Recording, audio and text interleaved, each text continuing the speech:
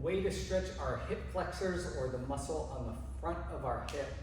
The first variation that we're going to go over is a half kneeling position here. So the leg that you want to stretch is going to be down.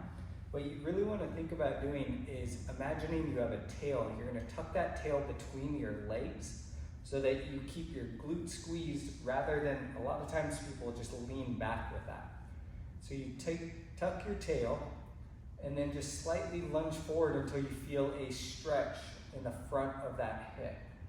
So this can be held for either 30 seconds to a minute, statically as part of your cool down activities or as an off day mobility routine, or dynamically by rotating, kind of going in and out of that position before your exercises. With this, I also want to introduce our tri-planar motion. So we're primarily working on hip extension, but we also want to work on rotation towards the front leg.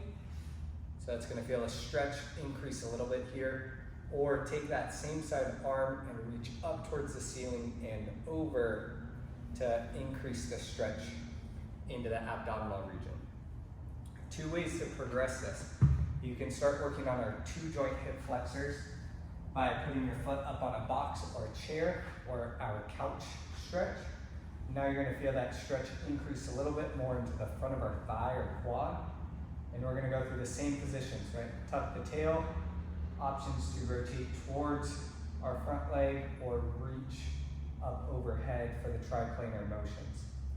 If you're not comfortable putting your knee on the ground or getting onto the floor, you can do a standing version of this. I like to put my foot up on a step or a chair. And then you're just going to do the same thing. Lunge forward.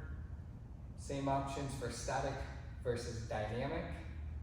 Rotation towards our front leg, or reach